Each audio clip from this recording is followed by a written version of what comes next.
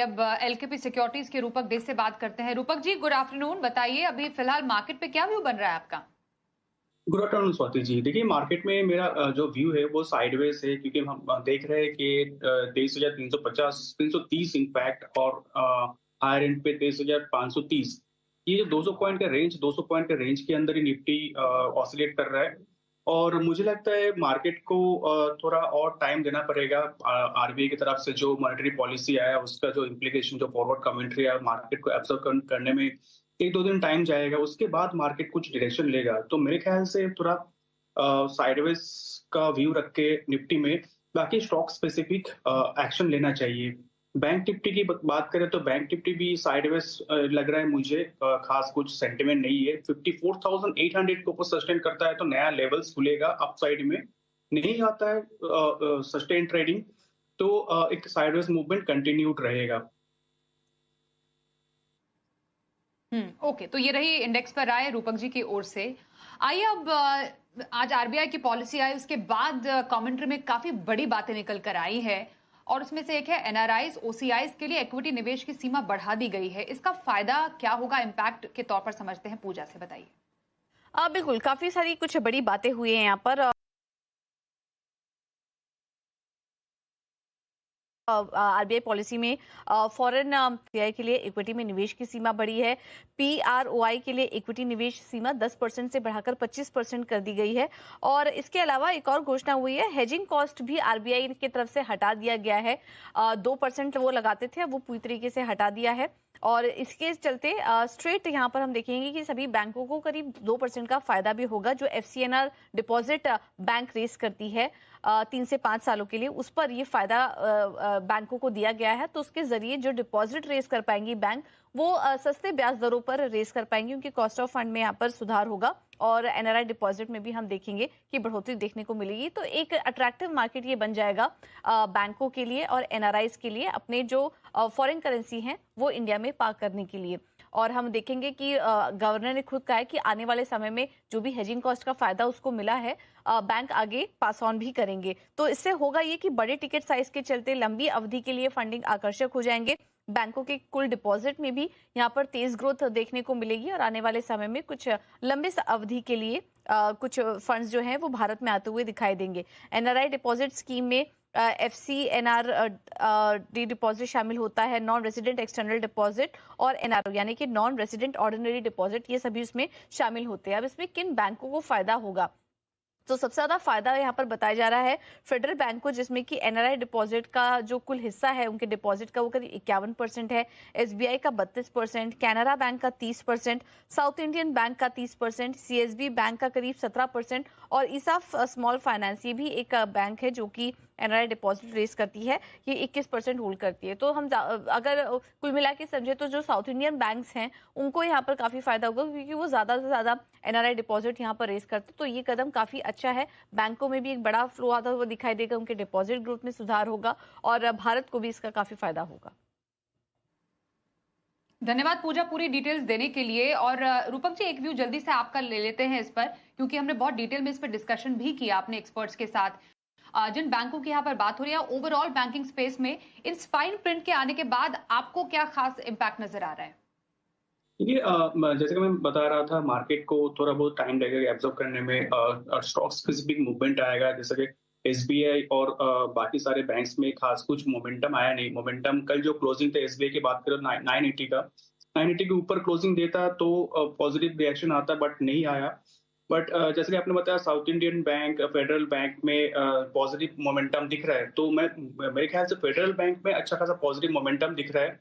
Stock specific movement में federal bank positive gain आ सकता है, 320 तक जा सकता है हायर एंड पे। नीचे एक स्टॉप लॉस डालना होगा 290 का। तो 290 का एक इंपॉर्टेंट सपोर्ट फेडरल बैंक पर अच्छा नजर आ रहा है। तो यहाँ पर डेफिनेटली आप मौके तलाश सकते हैं। इस बीच विपिन जी का सवाल हमारे पास आया है आरईसी पर। 300 शेयर इनके पास है, 528 पर इन्होंने आरईसी लिया है। पावर स्टॉक्स तो अच्छे खासे बजिंग है आज। बताइए अब आरईसी यहाँ से लेवल से क्या व्यू बनेगा? हालांकि ये नुकसान में है, आगे स्ट्रैटेजी क्या रखी है? ये आरएसए बड़ी एक रेंज के अंदर ट्रेड करते हुए दिखाई दे रहा है। 300 नीचे का लेवल और 400 ऊपर के लेवल, ये जो 100 पॉइंट का रेंज है, रेंज के अंदर ऑसिलेट करते हुए दिखाई दे रहा है। फिलहाल एक अप ट्रेंड में है, छोटा-मोटा अप ट्रेंड में है, यहाँ से 360 तक जा सकता है। एकदम कंप्लीट रिवर्सल अभी भी फॉर्म नहीं हुआ, बट स्टॉक को 330 के स्टॉप लॉस के साथ होल्ड किया जा सकता है। अपसाइड में ₹20 मिल सकता है यहाँ से। ओके, तो ये रही आरईसी पर व्यू हमारे एक्सपर्ट की ओर से। अगला सवाल एनएसडीएल पर है गजेंद्र पाटिल जी। 300 शेयर 1024 की इनकी खरीद है स्टॉक पर। ऊंची खरीद के चलते नुकसान में भी चल रहे हैं, हालांकि स्टॉक ठीक कर रहा है आज, लगभग 1% तक मजबूती की तैयारी में जरूर है। एनएसडीएल यहाँ से आगे क्या व्यू बनेगा? देखिए, कंटिन्यूअसली पिछले कई महीनों से सेलिंग होते जा रहा है और पहली बार ऐसा मोमेंटम दिखा रहा है कि यहाँ पे जो रिकवरी है वो मीनिंगफुल हो सकता है। रिसेंट जो एक लो बनाया, प्रीवियस लो से थोड़ा ऊपर बनाया, तो फर्स्ट साइन होता है एक रिवर्सल की। फिलहाल स्टॉक को बाय या होल्ड किया जा सकता है विद स्टॉप लॉस ऑफ 800। 800 नहीं टूटता है तो रिकवरी में 900 तक जा सकता है। बिल्कुल, तो 800 का स्टॉप लॉस, 900 तक के टारगेट के लिए एनएसडीएल आपके पास है, बने रहने की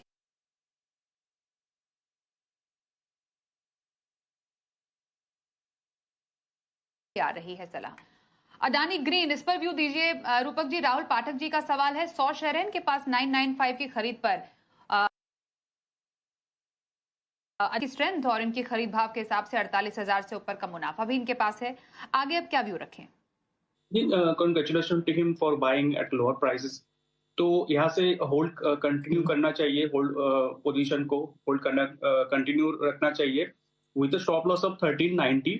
1390 नहीं टूटता है नीचे तो रैली कंटिन्यूड होगा और मुझे लगता है कि 1600 1650 तक जा सकता है अपसाइड में। ओके, तो 1390 का स्टॉप लॉस, 1600 1650 तक के टारगेट के लिए अडानी ग्रीन भी आप होल्ड करने की आपके लिए सलाह आ रही है।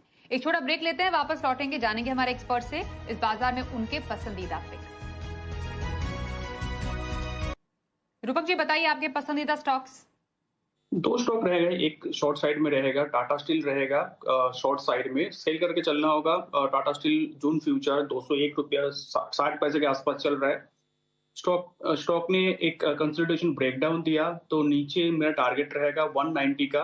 हाई रेट पे स्टॉप लॉस रहेगा 208 का। दूसरा कॉल रहेगा बाई साइड में साई लाइफ साइंस। मुझे अच्छा लग रहा है क्योंकि कंसोलिडेशन ब्रेकआउट दिया, इंपॉर्टेंट सारे मूविंग एवरेज के ऊपर ट्रेड करते हुए दिखाई दे रहा है और सिग्निफिकेंट अपसाइड टुवर्ड्स 1240 तक जा सकता है और नीचे स्टॉप लॉस रहेगा 1164। ओके, दूसरे स्टॉक का नाम रूपक जी आप बता दीजिए फिर से लेवल्स के साथ। साई लाइफ, दूसरा स्टॉक रहेगा साई लाइफ साइंस लिमिटेड। तो स्टॉक का टारगेट रहेगा 1240 और नीचे स्टॉप लॉस रहेगा 1164। टाटा स्टील का टारगेट रहेगा टाटा स्टील फ्यूचर्स में बिक वाली की। ओके, एक बार फिर से बता दीजिए, यहाँ पर शायद थोड़ा सा टारगेट और स्टॉप लॉस थोड़ा हम कंफ्यूज हो गए। टारगेट स्टॉप लॉस एक बार टाटा स्टील फ्यूचर का भी बता दीजिए। टारगेट रहेगा, स्टॉप लॉस सही है, टारगेट रहेगा 190। यस, बिल्कुल रेक्टिफाइड सर, और धन्यवाद बात करने के लिए भी। खरीदारी साई लाइफ साइंसेज में करने की आपकी तरफ से सलाह आई है, ये लेवल्स भी आपके सामने है, इसको आप नोट कर लीजिए स्ट्रैटेजी बनाने के लिए। धन्यवाद सर हमसे बात करने के लिए। आज के इस शो में एक छोटा ब्रेक लेंगे। तमाम बड़े अपडेटेड एक्शन के लिए आप देखते रहिए जी बिजनेस। सुपर शक्ति पेश करते